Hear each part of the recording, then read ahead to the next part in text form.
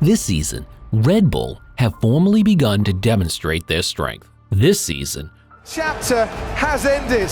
I hope you stayed right until the end. Max Verstappen is extending his lead in the Drivers' Championship, while the team is sweeping the Constructors' title. They had been the most rapid all season on race day, 7 out of 10 victories. What accounts for their success? From this point, where did the team go? Montreal was another reason for Red Bull dominance this season. Despite late safety car, Max Verstappen comfortably won the Canadian Grand Prix and extended his lead in the Drivers' Championship to 46 points ahead of his teammate Sergio Perez. Max! Oh my God! Yes! Team chiefs Helmut Marko and Christian Horner were particularly complimentary over the way Verstappen held off the faster Ferrari of Carlos Sainz in the closing stages of the Canadian Grand Prix. Can Ricciardo afford one late lunge? Down! Red Bull Motorsport advisor Marko told Autosport, "It was unbelievable for me, not making a single or even the smallest mistake under that kind of pressure." The Mexican driver had a disappointing race, retiring on lap 7 with engine trouble. It was a good snapshot of the Red Bull season, really either utterly dominant or unable to finish the race, while the sheer speed of their cars means that at the moment they don't have anything to worry about. Red Bull team principal Christian Horner believes that added knowledge from his years in the sport have lifted Verstappen to his current level, as he reckons he is driving as well as he did in his championship-winning 2021 campaign. "He drove some amazing races last year under massive pressure," explained Horner. "You think of races like Austin and so on. I think he's just so good under pressure." Their main rivals, Ferrari, have struggled to challenge them recently, and the season is at risk of being over before the summer break. There has been loads of talk this season about Red Bull being the best car on the grid. Just give me, because Christian, just give me a second. This year has been the return of ground effects cars as the sport looked to increase the quality of the racing on track. Red Bull have an advantage here thanks to the Chief Technical Officer Adrian Newey. He was in the sport back when the ground effect cars were first being invented.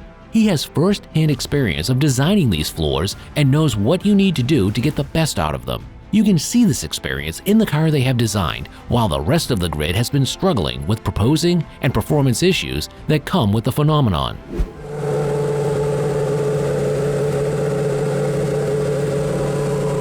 The RB18 has looked smooth on the track all season. You must be wondering how they achieved that. Let me tell you this.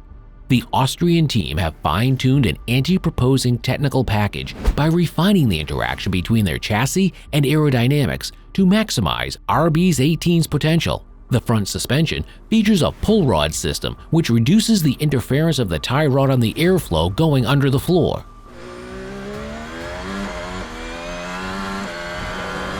Of this generation of F1 cars. If the flow of the air under the floor of the car is messy and inconsistent, the amount of downforce produced is inconsistent. This makes the car a challenge to drive and one of the factors that sets off the purpose. The rear suspension is a push rod setup with an end-of-stroke block. This block helps to neutralize the bouncing and allows Red Bull to lower the rear ride height and get the floor pan close to the track. A problem with many of the F1 cars on the grid at the moment is that because they are bouncing so much, they have to raise their rear ride height to minimize the problem. What this does is to create more space for air to escape from the underfloor venturi tunnels. When air escapes from the underfloor via the size of the floor, and that was at the German Grand Prix, I think it was back in the downforce creating effect of the venturi tunnels is decreased. This is because the low pressure area that is created gains pressure as the airspeed under the car decreases. This loss of downforce is increased because the air that is lost out of the side of the floor would normally be going through the diffuser and passing over the beam wing of the rear of the car. Both of these parts generate downforce, but with less air going through them, the less effective they are. Red Bull suspension setup allows them to run the car closer to the ground, which reduces the amount of air escaping from under the car. Yeah, well done, mate. Very good effort, difficult positions. Suspension setup though. The plank, the part down the center of the floor, hits the track a lot during the race. You have seen the sparks coming off the back of an F1 car, right? Well, they got made by the plank hitting the floor. Red Bull has 4 metal plank protectors which touch the surface and reduce floor damage. These can be easily replaced every race without having to replace the whole floor. This is another reason why Red Bull was able to run their floor lower. If the floor was getting destroyed by hitting the track every race, it would cost a fortune to fix. By having these 4 protectors that take the impact instead of the floor, they do not have to worry so much about damaging the car. It is the little things like this that show that Red Bull have worked with the ground effect floors before. All of these things allow the RB18 to run at a consistent height. The Red Bull, and Perez will have a lunge up the inside inevitably. The front suspension makes sure the airflow is clean, while the rear suspension makes sure the ride height is consistent. These two act together to generate a powerful ground effect without bouncing problems. Another of the Red Bull strengths is the side pods. They partition the flows between the upper and lower channel and accelerate them onto the rear wing. 9, he saved up a bit of energy from that battery. The shape of the Red Bull's bodywork means these airflows speed up towards the back of the car. This high-speed air means that when the flow releases off the bodywork onto the rear wing, they produce even more downforce. It is all these little optimizations that we have pointed out that gives Red Bull the edge this season. Their design philosophy has created a low-drag car, which is why they are so fast on the straights. The door's open, he's gone through it, he's kept. This would also mean they are significantly slower through the corners due to a lack of downforce. What they have managed to do is optimize their aero design to make as much downforce as possible while maintaining a lower drag setup. The whole thing is incredibly refined. Over the 3 top teams, Red Bull have had the least significant upgrades this season. This is because of how well they refined their car in the design process. Well, how old was he then those days?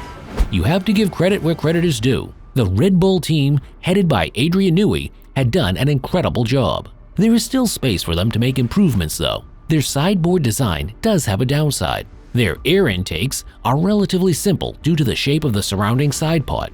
The internal fluid dynamics of the Red Bull side pod are probably less efficient than they could be.